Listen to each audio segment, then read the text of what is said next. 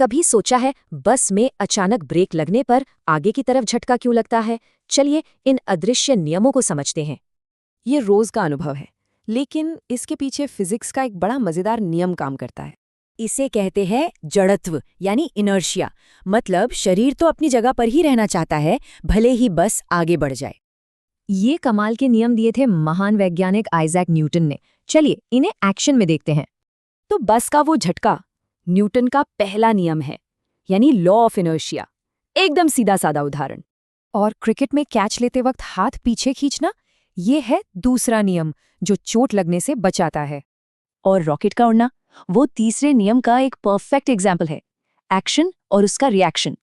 गति के नियम तो बस शुरुआत हैं, अब जरा देखने की साइंस पर आते हैं।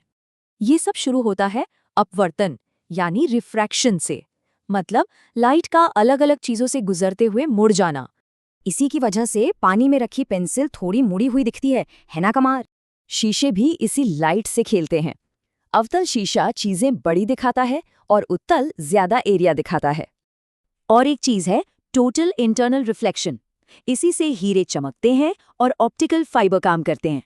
चश्मे के लेंस भी तो यही करते हैं, लाइट को सही तरीके से मोड़कर आंखों तक पहुंचाते हैं। देखने के अलावा फिजिक्स ये भी तय करती है कि हम सुनते कैसे हैं। तरंगे दो तरह की होती हैं। आवाज को हवा चाहिए, पर रोशनी को कुछ नहीं, वो वैक्यूम में भी चल सकती है। और वो डॉपलर इफेक्ट, जब कोई एम्बुलेंस पास आती है तो आवाज तीखी लगती है ना, और जैसे ही वो दूर जाती है वही आवाज मोटी या गहरी हो जाती है। ये सब तरंगों का खेल है। वैसे एक साफ गूंज यानी एको सुनने के लिए सामने वाली दीवार कम से कम 17 मीटर दूर होनी चाहिए। अच्छा, क्या फिजिक्स हमें रंग भी दिखाती है?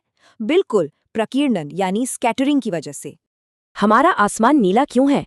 क्योंकि हवा के कण नीले रंग को सबसे ज्यादा बिखेरते हैं। और खतरे के सिग्नल लाल क्यों होते हैं?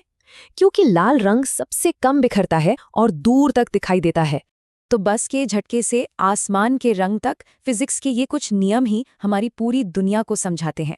तो क्या ऐसा हो सकता है कि यही नियम पूरी की पूरी आकाशगंगाओं को भी मोड़ रहे हों? सोचने वाली बात है।